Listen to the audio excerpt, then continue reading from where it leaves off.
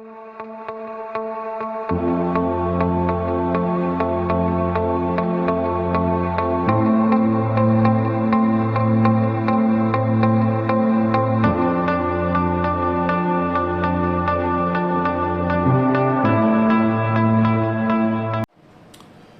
tudo bem? Continuamos nosso estudo de teologia sistemática na matéria de Cristologia. Isto é, estudo de Jesus Cristo. E eu vou começar hoje com uma seguinte frase, falada por Tomás de Aquino. Tomás de Aquino foi um grande teólogo, um dos grandes pais da igreja. E ele diz que a humanidade de Jesus Cristo é a nossa felicidade. O que significa isso? Tomás de Aquino estava dizendo de que a humanidade de Jesus Cristo nos traz alegria, nos traz realização. Por quê? Porque encontramos em Jesus um ser humano, aquele que sentiu o mesmo que nós sentimos, aquilo que viveu o mesmo que nós vivemos, aquilo que enfrentou o mesmo que nós enfrentamos, aquilo que ele se esforçou e que deveríamos nos esforçar. Em Jesus Cristo, nós vamos estudar hoje, a sua humanidade ela foi perfeita, ela foi completa, ela foi total, até incluso a sua morte. Nós vamos aprender hoje que a humanidade de Jesus Cristo ela é fundamental também para a salvação. Isto é, era necessário que Jesus fosse humano, se tornasse humano. E eu quero te acompanhar, eu quero te convidar a você a descobrir essa humanidade que Jesus Cristo viveu. E quando você descobrir essa humanidade, você vai se identificar mais com Ele. Você vai sentir Ele mais próximo de você. E você vai compreender, entender, saber de que Ele verdadeiramente te compreende. Ele sabe o que você vive, Ele sabe o que eu vivo, Ele sabe o que eu padeço, Ele sabe o que você sofre. Quando Jesus Cristo fala em João que no mundo tereis aflições, Ele está dizendo justamente isso, que Ele conhece o que significa essa palavra, Ele sabe o que significa essa palavra, aflição. E também Ele diz que nós temos que ter bom ânimo, porque Ele também sabe, e Ele experimentou esse bom ânimo, de que apesar de todas essas aflições, Ele precisou se sobrepor a elas, vencer elas, batalhar contra elas.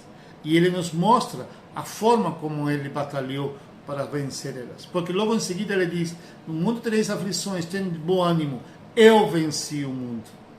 Então, se Ele venceu, nós podemos vencer. Quero te convidar a fazer isso, tá bom? Seja bem-vindo nesta segunda aula.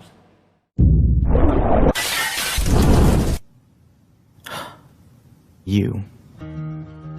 Look at your eyes. Look at them. Speckled, colorful, each one unique. And I created every one of them. I created everything. The universe and you. I gave you your personality. I made you pure, complex.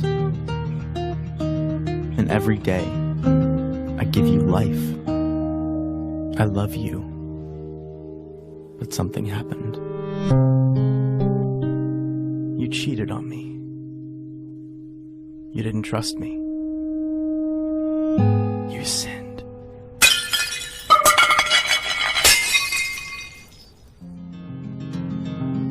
You cut yourself off from me. And although you're still alive, you were slowly dying. So you looked for other things.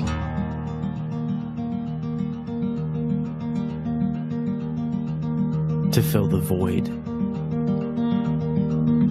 But nothing works.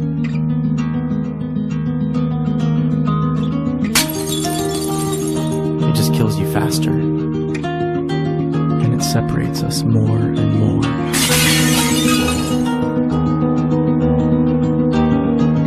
What are you searching for?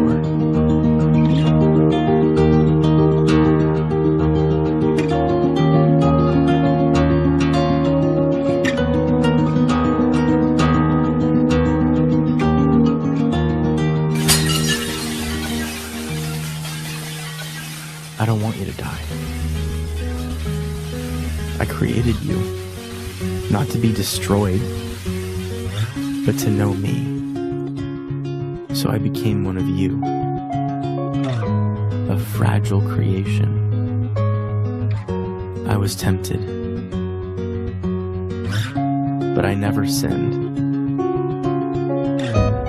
I came to save you. You have so many sins, and they have a cost. Someone has to die, you or me.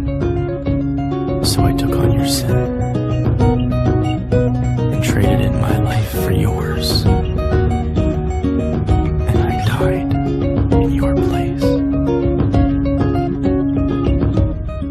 Because I love you. Then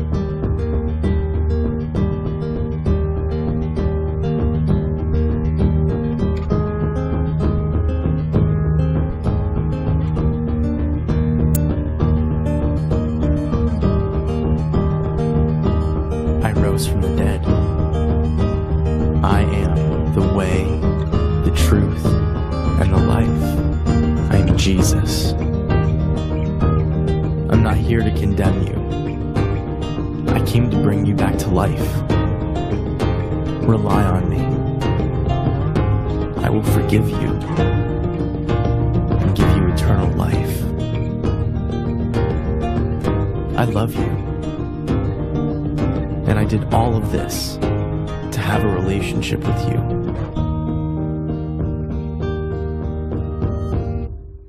Will you follow me? Essa segunda aula fala sobre a humanidade de Cristo. E nós vamos começar da seguinte forma, do seu nascimento. Jesus não veio descendo do céu, Jesus não veio em um carruagem de fogo, Jesus não veio de repente e apareceu. Não, a sua humanidade ele já começa na sua gestação. Ele foi gerado dentro de um ventre de uma mulher. Não houve participação do homem, houve uma participação do Espírito Santo através de um anjo, mas ele foi gerado dentro de um ventre de uma mulher. Encontramos isso nos evangelhos, nos primeiros capítulos, principalmente em Lucas. E encontramos de que essa gestação, ela foi normal. Ela foi totalmente normal como qualquer outra gestação. Incluso até Lucas está comparando ou está colocando em paralelo a gestação de Maria como também a gestação da mãe de João Batista. E ele faz um paralelo no sentido de que Jesus também participou ou passou por todo esse processo de gestação, esse desenvolvimento do feto dentro do útero da sua mãe, esse agito, esse desenvolvimento, esse tempo de 9 meses dentro do útero da sua mãe. Jesus fez isso. Mateus nos diz que ele nasceu num milagre. Lógico, ele foi gerado dentro de uma mulher sem a participação do homem. Ele nasceu de um milagre, Mateus 1, 23. No entanto, ele nasceu da mesma maneira que todo ser humano nasce. Todo esse processo, ok? Também nós temos que entender de que ele teve nome de ser humano. Ele adquiriu, ele foi dado para ele um nome de ser humano.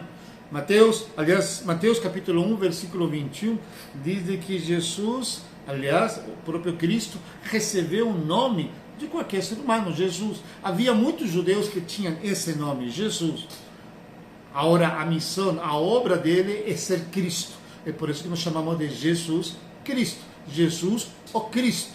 Tá bom? Mas o nome Jesus não era um nome tão desconhecido assim, não, ou incomum.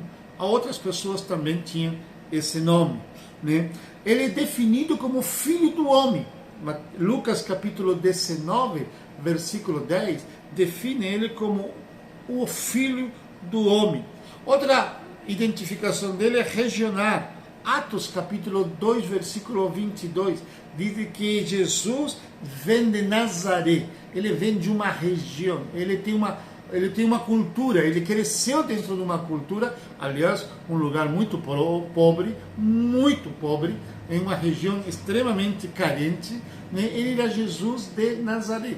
Ele cresceu dentro de uma cultura no povo israelita. E ele tinha uma profissão, a profissão de seu pai, José. Ele era carpinteiro, ele era filho de carpinteiro. Marcos capítulo 6, versículo 3. Ele adquiriu uma habilidade, uma profissão dentro de todo o seu desenvolvimento. Ok? Olha só as características de Jesus como ser humano. As mesmas tuas e as mesmas minhas. Mas vamos novamente voltar um pouquinho atrás. Lucas capítulo 2, versículos 40 e versículo 52, diz que ele crescia. Havia um crescimento nele normal, como todo ser humano, falando assim, né? Vamos lá para Lucas capítulo 2, versículo 40. Aliás, espero que você tenha a Bíblia aberta para estudarmos sobre isso. Diz o seguinte o versículo: crescia o menino e se fortalecia, enchendo-se de sabedoria, e a graça de Deus estava sobre ele. O processo de crescimento de Jesus, tão natural quanto o teu e o meu. Ele teve que aprender a andar, ele teve que aprender a falar, ele teve que aprender a se alimentar por si mesmo, ele teve que aprender a tomar banho por si mesmo, ele teve que ter esse crescimento natural do corpo, com todas as suas dificuldades, com todas as suas, vamos dizer, regras da natureza. Ele cresceu da mesma forma, né? Agora, ele tem uma natureza humana em todos esses aspectos. Outra coisa interessante, ele tinha uma aparência. João capítulo 4, versículo 9. Olha lá para João capítulo 4, versículo 9. Ou seja, havia uma figura, uma aparência dele, né? Vamos lá, João capítulo 4, versículo 9. Diz o seguinte, João 4, 9. Então lhe disse a mulher samaritana: como sendo tu judeu, pedes de beber a mim, que sou mulher samaritana? Porque os judeus não se dão com os samaritanos. O que significa isso? Ele tinha uma aparência, tinha uma figura. Talvez ele tinha uma figura, uma aparência de judeu, né? Como tem uma aparência do japonês, como tem uma aparência do alemão, como tem uma aparência do italiano, como tem uma aparência do africano, como tem uma aparência de todas as outras nacionalidades. Eu tenho uma aparência chilena, né? Ele tinha uma aparência, ele adquiriu essa aparência humana, né? Ele se cansou. João 4, 6. Ele se cansou. O mesmo texto diz isso. Estava ali a fonte de Jacó, cansado da viagem. Ele tinha um corpo e esse corpo se cansava. Havia um cansaço nele, físico, natural, tanto quanto o teu, quanto o meu. Mateus 8, 24. Olha lá, Mateus 8, 24. Né? Nós temos essa aparência. 8, 24. Diz de que ele dormiu. E eis que sobreveio do mar uma grande tempestade, de sorte que o barco estava varrido pelas ondas. Entretanto, Jesus dormia profundamente. Estava cansado, estava esgotado, o seu corpo exigia se renovar nas suas forças. Então ele dormia. E ele dormia constantemente, né? Necessitava de se dormir, necessitava de se recompor das forças, né? Para seu ministério. Teve fome, Marcos 11, 12. Ele teve fome, tanto quanto eu e você. Aliás, alguns têm mais fome do que outros, mas vamos deixar por aí. Ele teve fome, teve sede. João 19, 28, e o próprio João 4 diz que ele pediu água para a mulher samaritana. Ele teve sede, ele sofreu. Abre tua Bíblia em Lucas 22, 44. Lucas 22, 44. Estou falando vários textos bíblicos para que você entenda de que os evangelhos não encobrem a sua humanidade, ao contrário, eles destacam a humanidade de Jesus. Lucas 22:44 diz: e estando em agonia, orava mais intensamente. Às vezes achamos de que Deus não nos compreende. Mas Deus não... Deus é Deus, Jesus é Jesus. Ele nunca vai nos compreender. Ele, lógico que venceu o pecado, lógico que ele não pecou, lógico que ele venceu, porque ele era Jesus, ele era Deus. Não, Jesus teve agonia, ele sofreu da mesma intensidade ou maior ainda que a tua agonia, que a minha agonia. Eu tenho visto muita gente hoje em agonia nessa situação toda de pandemia. Pois bem, Jesus teve agonia. Ele compreende o nosso sofrimento. Ele compreende o teu sofrimento. Ele compreende o meu sofrimento. Né? E por último, algo que você e eu tentamos fugir, algo que a humanidade tenta fugir. Ele morreu. Lucas 23:46. Ele morreu. O seu corpo passou por essa linha da morte. 46. Então Jesus clamou em alta voz: Pai, nas tuas mãos entrego o meu espírito. E dito isto, morreu, expirou. A passagem da morte, Jesus também passou. A experiência da morte, Jesus também experimentou. E ele experimentou de uma maneira mais terrível que nós, porque ele experimentou numa cruz, sofrendo numa cruz.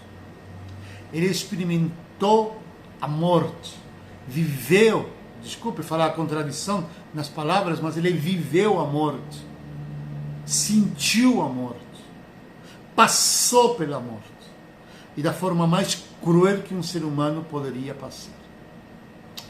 Imaginamos como essas pessoas hoje estão passando pela morte lá nas UTIs por causa desse vírus. E nós pensamos quanto sofrimento eles estão passando. Jesus passou por um sofrimento maior na cruz. Horas pendurado naquela cruz, sangrando. Horas pendurado naquela cruz, sofrendo as mais terríveis dores musculares, os ossos, o seu corpo, até chegar na morte. Ele morreu. Percebe isso? Quero ainda fortalecer a questão da humanidade de Jesus Cristo, destacando também de que os evangelhos, reforçando essa questão de humanidade, eles colocam na genealogia, tanto Mateus quanto Lucas faz isso. Por que eles fazem isso? Porque eles querem identificar Jesus Cristo como da linhagem, ou fazendo parte do povo de Israel. Ele não é simplesmente um Deus encarnado, mas ele vem da linhagem, ele faz parte do povo. Corre sangue nas veias do corpo de Jesus, sangue do povo israelita. O povo israelita tem duas interessantes características. Em primeiro lugar, só é judeu que nasce de mulher judia. Só é judeu que nasce de uma mulher israelita. Se um judeu casar com uma mulher que não seja israelita, o filho não será considerado judeu puro, ok? Então ele tem que nascer de uma mulher israelita. Jesus nasce de uma mulher israelita. Segunda coisa, na teologia judaica, na teologia nossa também, o pecado ele é transmitido pelo homem. A semente do pecado está no homem, de geração a geração. Jesus não foi gerado por o homem, ou seja, a semente do homem, José no caso, não gerou Jesus. Quem gerou foi o Espírito Santo. Por isso também, vamos falar mais para frente sobre isso, Jesus não nasceu com o pecado original. Não nasceu trazendo a herança do pecado original, porque não houve participação do homem, não houve o sêmen do homem, vou falar bem fisicamente, né? Não houve participação do homem, não houve participação de José, certo? Mateus e Lucas tratam da genealogia de Jesus. E eles trazem Jesus, né, ou de Adão ou de Abraão, no sentido de que ele faz parte, sim, do povo israelitas. Lucas capítulo 2, versículo 7. Né? Gálatas 4:4. Nasceu de uma mulher judia, né? Da linhagem, né, da semente de Davi. Atos capítulo 13, versículo 23. Eu vou abrir minha Bíblia nesse livro. Atos capítulo 13, versículo 23. Abre tua Bíblia aí. Versículo 23. Da descendência deste, conforme a promessa, levantou Deus a Jesus para Salvador de Israel. Da descendência. Uma ligação, né, total de Jesus com a descendência judaica e da descendência do rei Davi. Ok? Do rei Davi. Versículo 22 fala sobre isso. De uma tribo. Hebreus 7:14. Faz parte, ele vem da linhagem de uma das 12 tribos de Israel. Qual é a tribo de Jesus? Qual é a tribo de Jesus? Vamos lá? Hebreus 7:14. 7:14. Visto ser manifesto que o nosso Senhor procedeu de Judá. E concerneste a essa tribo, nunca Moisés falou de sacerdócio. Interessante. Jesus vem, se há uma das, de onde vem a origem de Jesus, a genealogia de Jesus, saiba, da tribo de Judá. Ok? Isso para reforçar mais ainda da humanidade de Jesus. Outra coisa interessante é que ele se submeteu às leis da natureza.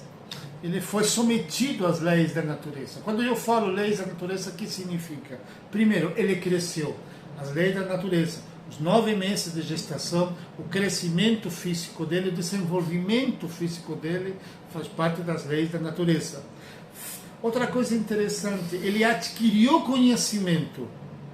Ele não nasceu conhecendo tudo. Ele foi adquirindo conhecimento, como toda criança hebraica, né? E ele fez perguntas. Ele fez perguntas, não porque ele estava só questionando.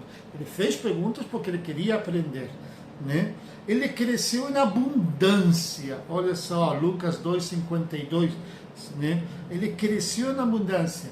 O que significa? Ele cresceu em todas as áreas, fisicamente, intelectualmente, espiritualmente. Ele cresceu em abundância e muito bem. Ele sofreu, falamos já sobre isso. Ele padeceu, ele sofreu, ele passou por angústias terríveis.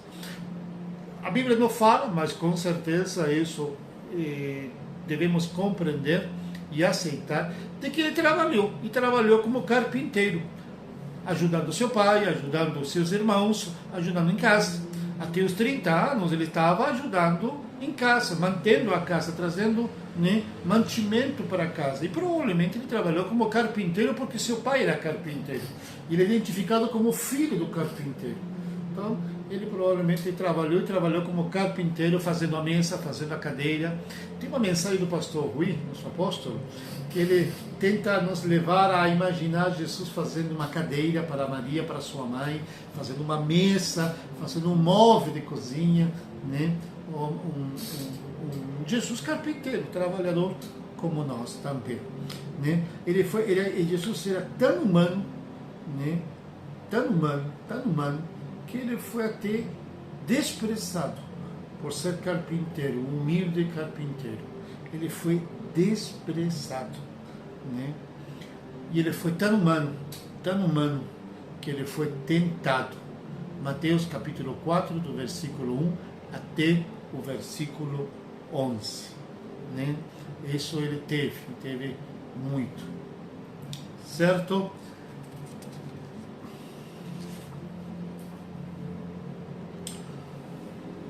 Querem mais algo? Pois bem, agora eu vou falar de uma maneira mais abrangente e mais profunda ainda. Nós, seres humanos, fomos criados na questão mais ensinamento. Nós somos criados em 3 partes. A tricotomia, como Paulo fala. Nós fomos criados com corpo, alma e espírito. Já temos ouvido isso muito nas mensagens do nosso apóstolo e em alguns outros pastores da nossa igreja. Corpo, alma e espírito. Também vocês já estudaram já sobre isso em batalha espiritual comigo e em outras matérias. Jesus também teve corpo, alma e espírito.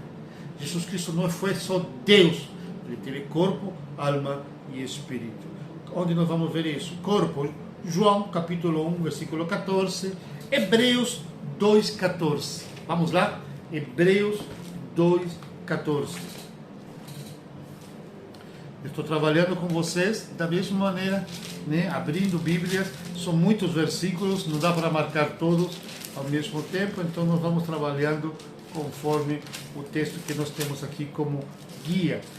Hebreus 2,14 diz o seguinte: visto pois que os filhos têm participação comum de carne e sangue, destes também ele, Jesus, igualmente participou, para que por sua morte destruísse aquele que tem o poder da morte, a saber, o diabo. Ou seja, ele teve carne e sangue. Carne e sangue. Vamos falar sobre isso no momento do sacrifício. Jesus teve alma, como você e eu. Emoções, sentimentos. Mateus 26, 38. Mateus 26, 38. Abre tua Bíblia aí, Mateus 26, 38. Diz o seguinte o texto, versículo 38. Então lhes disse: a minha alma está profundamente triste até a morte. Ficai aqui e vigiai comigo. A minha alma. Jesus também teve alma como você e eu. E Jesus teve um espírito. Lucas 24, 46. Lucas 24, 46. E lhes disse: assim está escrito que o Cristo havia de padecer e ressuscitar dentre os mortos no terceiro dia. Né? 24, 46. Ele também padeceu, ele teve espírito. Esse espírito morreu e ressuscitou. Bom, entendam que a humanidade de Jesus Cristo, ele é tão semelhante, ele é igual a tua e a minha. Por isso que ele compreende ainda, embora ele esteja no trono celestial, ele esteja sentado à destra do Pai, ele está intercedendo. Por quê? Porque ele também teve a humanidade, tanto quanto a tua e a minha. Tudo que você sente, ele sentiu. Tudo aquilo que você viveu, ele viveu também. Tudo aquilo que nós enfrentamos, confrontamos, padecemos, sofremos, desfrutamos, ele também teve. Todas as tentações, ele inclusive também sobreviveu e venceu. Essa humanidade é fundamental para você poder se identificar cada vez mais perto de Jesus Cristo, cada vez mais ligado a Ele, e cada vez você acreditando e entendendo de que Ele te compreende. Ele sabe o teu sofrimento, Ele sabe a tua dor, Ele conhece as tuas necessidades, Ele conhece a tua realidade, porque Ele também foi humano. Finalizando a questão da humanidade de Jesus também, precisamos entender de que havia limitações morais nele. E quando eu falo limitações morais nele, significa de que ele não era perfeito na sua moralidade, no sentido de que ele não era lacrado, né? Ele podia pecar. Ele podia pecar. Ele não era perfeito na sua santidade, no sentido de que havia a possibilidade de ele pecar. Muitas pessoas, no decorrer da história da igreja, têm dito e têm falado de que Jesus jamais poderia pecar. Não, ele poderia pecar. Ele poderia pecar, sim. Ele estava sendo sometido a isso, estava sendo provado a isso. Claro, isso está em Mateus capítulo 4, quando Jesus é tentado por Satanás. E ele tem essa tentação, né, E ele mostra a sua fragilidade humana, tendo sede, sono, cansaço, enfim, tantas outras coisas. Então havia a possibilidade dele pecar? Sim, havia a possibilidade. Então ele tinha uma limitação moral, como todo ser humano tem essa limitação moral. Ele não estava impermeabilizado, se eu posso utilizar essa palavra, na possibilidade de não pecar. Não, ele poderia ter pecado. No entanto, ele não pecou. Ele não pecou, ele venceu a tentação. Ele venceu o pecado, ele não deixou que o pecado entrasse na sua vida. Ele não permitiu que o pecado viesse sobre a sua vida, controlasse a sua vida. Ele sempre se manteve como homem sem pecado. E quais foram, talvez, as ajudas disso? Como ele conseguiu isso? Pois bem, ele também tinha uma limitação espiritual, como você e eu temos. Ele tinha também uma limitação espiritual, ou seja, ele não tinha a divindade sendo manifestada nele todos os dias, em todo momento. Não. Ele foi homem às 24 horas do dia. Como ele então se podia fortalecer nessa questão espiritual? Ele fala isso claramente, os evangelhos tratam isso muito claro, o fato de que ele necessitava de ser fortalecido espiritualmente e constantemente. Presta atenção nisso. Fortalecido necessariamente e constantemente. E como ele fazia isso? Ele orava. Ele constantemente ele estava em oração. Marcos capítulo 1, versículo 35, ele diz que dependia da oração. Ele orava constantemente para que a sua espiritualidade crescesse, ou se fortalecesse, vamos dizer assim. A oração ele fazia parte do dia a dia dele, do alimento dele, do fortalecimento dele, da proteção dele diante da possibilidade de poder pecar. E até o último momento, lá no Getsemane, quando ele está já aflito, angustiado, agoniado, segundo o que ele relata para os seus discípulos, ele chama os discípulos para que estejam orando com ele durante toda a noite. Ou seja, no pior momento da vida dele, no momento de maior angústia, o que ele faz? Ele entra no processo de oração para o seu fortalecimento. Segunda coisa, ele sempre dependeu do Espírito Santo de Deus. Sempre dependeu do Espírito Santo de Deus. Ele começa seu ministério sendo cheio do Espírito Santo de Deus. Jesus não poderia realizar o seu ministério, Jesus não poderia se tornar o Cristo como se tornou, se não fosse cheio do Espírito Santo de Deus. Logo em seguida, no capítulo 4 de Mateus, fala sobre ser cheio do Espírito Santo de Deus. Ele passa pela tentação no deserto, e no capítulo 5 começa a mensagem do Sermão da Montanha.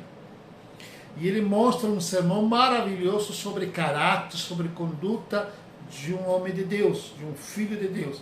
E como ele consegue fazer isso? Parece que é muito utópico as bem-aventuranças. Eu nunca terei todas essas bem-aventuranças. Nem Jesus na sua humanidade talvez teria.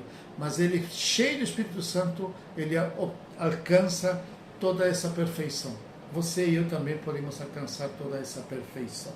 E tem outra coisa importante sobre isso, e sobre suas limitações espirituais, é que ele tinha uma relação humana com Deus permanente. Ele tinha uma relação humana com Deus permanentemente. Interessante, e isso mais precioso ainda, lindo, maravilhoso.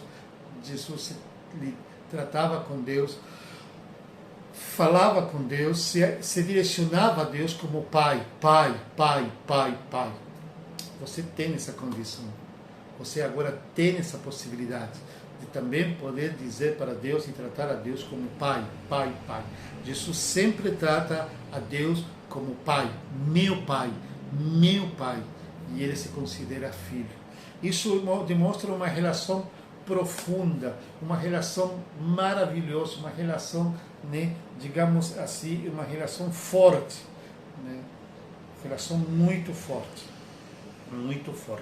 Há uma relação humana Veja a parte de Jesus com Deus, tratando Deus como Pai. É interessante isso, né?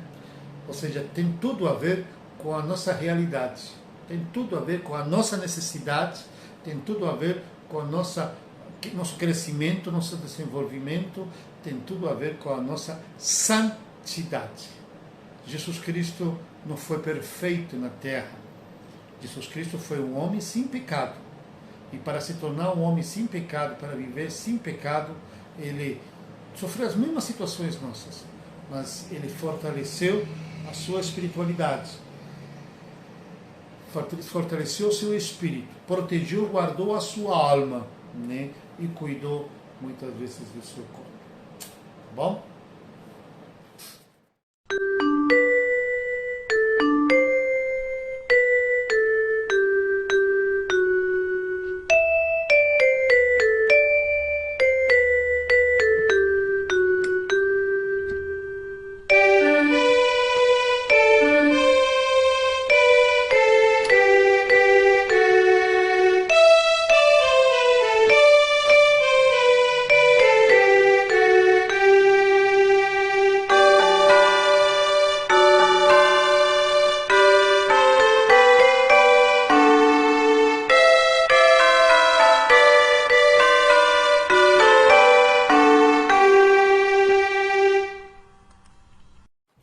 Vamos falar agora sobre divindade de Jesus. Ao mesmo tempo de que Jesus era 100% homem, ser humano, Jesus também nunca deixou de ser divino, isto é, nunca deixou de ser Deus. Embora Filipenses capítulo 2 diz que ele se esvaziou de algumas, digamos assim, qualidades, né, de Deus, mas ele jamais deixou de ser Deus, ele não perdeu a sua identidade. Podemos dizer que ele perdeu talvez parte do seu poder, ou limitou o seu poder, né, enquanto ele foi homem, mas jamais deixou a sua identidade divina. E nós vamos ver isso várias vezes em relação a ele mesmo se apresentar desse jeito. Por exemplo, em João capítulo 4, versículo 25 e 26, ele diz o seguinte: eu sou, eu que falo contigo. Quando ele trata eu sou, eu que falo contigo, ele trata a mesma expressão quando Deus falou com Moisés, eu sou. Essa questão de eu, no grego ou no hebraico, né? Hebraico com Moisés, grego com Jesus falando em grego, ele está trazendo a ideia de eu, aquele que existe, aquele que existiu, existe e existirá eternamente.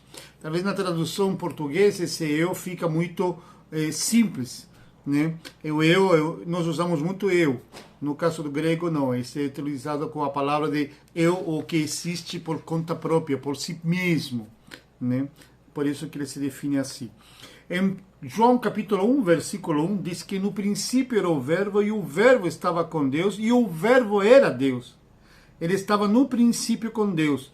Todas as coisas foram feitas por ele, e sem ele nada do que foi feito se fez. João já inicia seu evangelho dizendo e falando sobre isso. Aquele que estava lá no princípio, o verbo, agora está conosco e se manifesta conosco aqui. Embora Filipenses, eu acabei de falar sobre Filipenses capítulo 2, dizendo de que ele se esvaziou, no entanto ele diz que sendo em forma de Deus, não teve por usurpação ser igual a Deus, mas se esvaziou-se a si mesmo, tornando-se em forma de servo, fazendo-se semelhante aos homens. Paulo está dizendo de que ele se tornou semelhante aos homens, mas não perdeu a identidade ou não deixou de ser Deus. João capítulo 5, versículo 17, diz o seguinte: meu pai trabalha até agora e eu também. E quando ele fala de pai, quando ele fala, se identifica como filho, também é uma identificação, né, muito própria, muito de unidade, de unificação. Né? Ele não fala nós como filhinhos de Deus, não. Ele fala meu pai e eu continuo fazendo a sua obra. João capítulo 10, versículos 30 ao 36. Mas eu não vou ler tudo isso. João 10, do 30 ao 36. E diz Jesus, né, eu e o Pai somos um. Eu e o Pai somos um. né, defendendo e declarando a sua unidade dentro da Trindade. Aquele a quem o Pai santificou e enviou ao mundo, vos disseis, blasfemos, porque disse, sou filho de Deus. Okay? João 10:36 também diz filho de Deus. Filho de Deus não é simplesmente uma característica de nós, por exemplo, agora que somos filhos de Deus, embora nós somos filhos de Deus agora na adoção. Filho de Deus significa que ele tem a mesma origem de Deus. Ou seja, se Deus é divino, ele também é divino.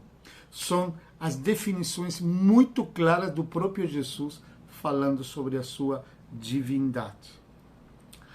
E falando sobre a sua divindade, nós vamos falar algumas coisas em relação aos seus atributos como Deus. Jesus Cristo é eterno. Onde nós vemos isso? Apocalipse 1:11. Jesus se apresentando a João numa clara manifestação, e ele diz o seguinte: eu sou o Alfa e o Ômega, o princípio e o fim. João 3,16 diz que porque Deus amou o mundo de tal maneira que deu seu Filho unigênito para que todo aquele que nele crê não pereça, mas tenha vida eterna. Deus está dizendo que ele enviou seu Filho, ele trouxe seu Filho para ele sofrer, mas ele é seu Filho e ele foi enviado. João 8,58. João 8,58. Em verdade vos digo que antes que Abraão existisse, eu sou. Antes que Abraão existisse, eu sou. Isaías 9:6, né? E ele se chamará o seu nome, maravilhoso, conselheiro, Deus forte, Pai da eternidade, príncipe da paz. Pai da eternidade. Hebreus 13:18. Hebreus 13:18. Jesus Cristo é o mesmo ontem e hoje e eternamente. E por último, Hebreus 10, versículos do 10, Hebreus 1, versículos do 10 ao 12. Hebreus 1, do 10 ao 12. E tu, Senhor, no princípio fundastes a terra e os céus são obra das tuas mãos. Eles perecerão, mas tu permanecerás, e todos eles com roupa envelhecerão, e como um manto os enrolarás, e serão mudados, mas tu és o mesmo, e os teus anos não acabarão. A eternidade. O autor de Hebreus está se referindo a Jesus. Ele está dizendo que ele é eterno. Ao mesmo tempo, Jesus é onisciente. Isto é, sabe de todas as coisas. Ele conhece todas as coisas. Mateus capítulo 9, versículo 4, quando ele está falando, né, com aqueles que eram adversários dele, ele fala assim, o próprio Jesus responde, mas Jesus, conhecendo seus pensamentos, disse, por que pensais mal em vossos corações? Havia um conhecimento de Jesus Cristo, não só intelectual, não só teológico, não só social, mas havia um conhecimento até dos próprios pensamentos do coração das pessoas, né? Outro texto diz Marcos capítulo 2, versículo 9, porque vocês estão remoendo essas coisas em seus corações. E ele fala claramente, e vamos dizer assim, declara o sentimento daqueles que o estão perseguindo. Isso está em Marcos 2, versículo 6 e até o versículo 9, né? E Lucas capítulo 8, versículos 7 e 8. Mas Jesus sabia o que eles estavam pensando e disse ao homem da mão atrofiada, levante-se e venha para o meio. Mas Jesus sabia o que estavam pensando, né? Quando foi anunciado de que Lázaro estava doente, logo depois Jesus fala para os discípulos, chama os discípulos e fala assim para eles, Lázaro morreu. Ninguém tinha falado ainda sobre isso, ninguém tinha chegado com essa notícia, mas no entanto ele já sabia, Lázaro morreu. Isso está em João capítulo 11, do versículo 11 ao versículo 15. Né? E quando Natanael se aproximou de Jesus, né, aí Jesus fala o seguinte para eles, ou para as pessoas que estavam ao seu redor. Aí está um verdadeiro israelita, em quem não há falsidade. E perguntou Natanael, de onde me conheces? E Jesus respondeu, eu ouvi quando você ainda estava debaixo da figueira, antes de Felipe o chamar. Jesus já estava sabendo de algo que estava acontecendo longe dele. Isso está em João capítulo 1, versículo 4, né, em seguintes. Jesus é onisciente. Jesus é onipresente, está em todos os lugares, né? Deus colocou todas as coisas debaixo dos seus pés e o designou como cabeça de todas as coisas para a igreja. E que o seu corpo, a plenitude daquele que enche todas as coisas em toda e qualquer circunstância. Isso significa que Jesus está na igreja, em todos os lugares e em todas as circunstâncias. Ele está presente no meio da igreja. Ele não está só na igreja Cristo Vive aqui de Valinhos. Ele está em toda a igreja espalhada sobre a face da terra. É algo que trata da sua, né, onipresença. No princípio era o Verbo e o Verbo estava com Deus e o Verbo era Deus. Lá atrás, no princípio, ele estava junto com Deus, onipresença.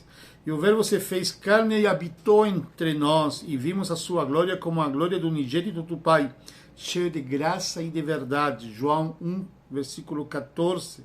Né? E, enfim, essa questão da onipresença de Jesus Cristo também é muito clara nesse sentido. João 8,58. João 8,58. Disse-lhe Jesus, em verdade vos digo, que antes que Abraão existisse, eu sou.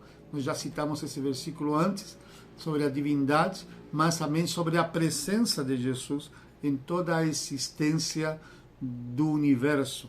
Não só do homem, mas do universo. Né? Jesus é onipotente. Jesus é onipotente. No princípio o Verbo, e o Verbo estava com Deus, e o Verbo era Deus, João 1:1. Né? Estes combaterão contra o Cordeiro, e o Cordeiro os vencerá, porque é o Senhor dos senhores e o Rei dos reis. Vencerão os que estão com ele, chamados eleitos e fiéis. Apocalipse 17:14. Ele vencerá, ele é onipotente, ele tem todo o poder, ele será vitorioso. Né? E sujeitou todas as coisas a seus pés, e sobre todas as coisas o constituiu como cabeça da igreja. Efésios 1:22. Paulo está dizendo que todas as coisas foram sujeitas debaixo dos pés de Jesus. Olha que interessante isso, debaixo dos pés de Jesus. Toda a majestade, né? Toda a honra, toda a glória. O qual, sendo o resplendor da sua glória e a expressa imagem da sua pessoa, e sustentando todas as coisas pela palavra do seu poder, havendo feito por si mesmo a sua purificação dos nossos pecados, assentou-se à destra da majestade nas alturas. Olha o poder de Jesus Cristo. Ele foi assentado, né, à destra da majestade das alturas, adquiriu todo o poder. Jesus respondeu e disse-lhes, derribai este templo, e em 3 dias o levantarei. João 2,19. Pode derribar, eu em 3 dias o levantarei. Na realidade ele estava falando sobre uma maneira profética, a redenção da humanidade através do seu sacrifício. Ele ganha todo o poder, ele vence a morte e ele traz, né, a vitória para o ser humano. Não a vitória física, não a vitória de exércitos, mas a vitória contra o pecado. Né?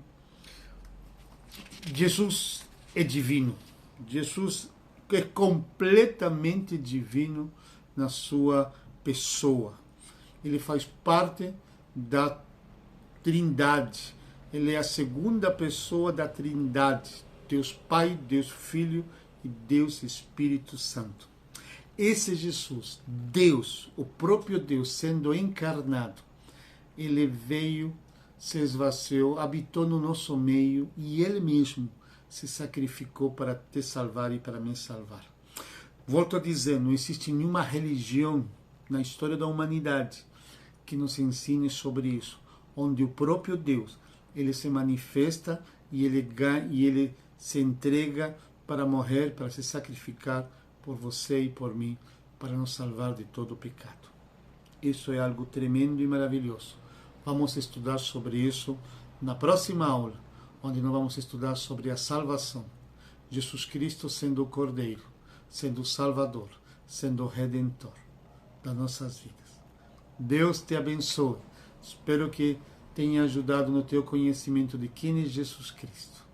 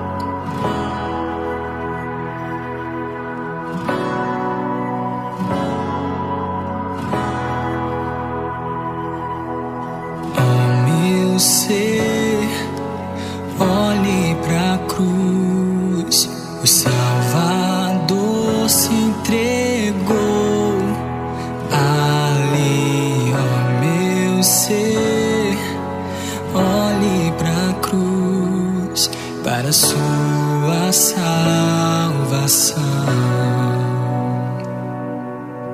ó meu ser, veja a cruz, o seu pecado ele cravou em si, ó meu ser, veja a cruz, a sua salvação. Jesus Cristo é exaltado, olhe para a cruz, olhe para a cruz. Jesus Cristo é exaltado, Ele nos aproximou, nos aproximou.